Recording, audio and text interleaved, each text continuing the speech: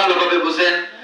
আল্লাহ পাক রব্বুল আলামিনের পয়গম্বর ইরশাদ করেন, দুনিয়াতে আল্লাহ পাক রব্বুল আলামিন যাদেরকে টাকা পয়সার ধন সম্পদের মালিক বানাইছেন, অট্টালিকার মালিক যারা, বড় বড় টাকা পয়সা কিংবা সম্পদের মালিক যারা আছেন, অনেক টাকা পয়সার মালিক, ধন সম্পদের মালিক, দুনিয়াতে নাজ নিয়ামতে থেকেছে, অনেকভাবে আনন্দ ভর্তি করে জীবন কাটিয়ে দিয়েছে।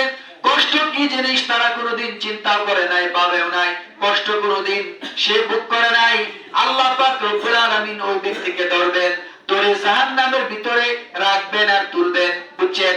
দুনিয়াতে সর্বাধিক নাজ নিয়ামতে যে ব্যক্তি ডুবেছিল তাকে আল্লাহ তাআলা ধরবেন, ধরে জাহান্নামে ডুবাবেন আর তুলবেন।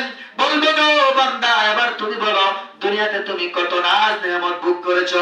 ওই ব্যক্তি জবাব দিবে, আল্লাহ আপনার কসম খেয়ে বলছি আমি আমার জিন্দেগিতে কোনোদিন সুখে থাকি নাই। নাউজুবিল্লাহ বলেন।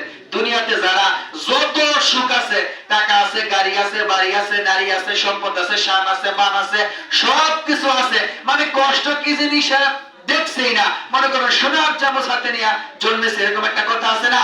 কষ্ট কি জিনিস বুঝছে না, খাইছে, ঘুমাইছে, আনন্দ ভর্তি করছে। তারা যদি জাহান্নামের আগুনে ফালানোর লগে লগে 1 সেকেন্ড রাইখা তোলা হয়, সে কইব দুনিয়ার জমিনে এই আরাম কি জিনিস, এটা আমার মন নাই। নাউজুবিল্লাহ বলেন। আবার দুনিয়াতে যে ব্যক্তি কষ্ট ক্লেশে ছিল, আনন্দ ভর্তি ছিল না, পুরো জিন্দেগিতে কষ্ট করে কষ্ট করেছে, আল্লাহর হুকুম মেনেছে, ওই ব্যক্তিকে আল্লাহ তাআলা জান্নাতের ভিতর রাখবেন। রাখার পরে আবার তুলবেন, বলবেন, ও বান্দা এবার বলো দুনিয়াতে তোমার কষ্ট কিরকম ছিল।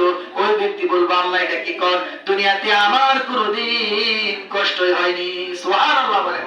মানে জান্নাতের 1 সেকেন্ডের আরাম দুনিয়ার সব কষ্টকে ভুলিয়ে দেব। সুবহানাল্লাহ বলেন।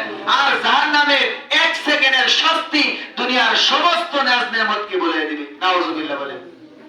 অথচ দুনিয়াতে আমরা কিভাবে থাকতেছি, চলতেছি, আল্লাহর হুকুম মানি না। মনে করছেন এই বেহেশতে আল্লাহ আমার দেয়ালছে, আপনার দেয়ালছে না।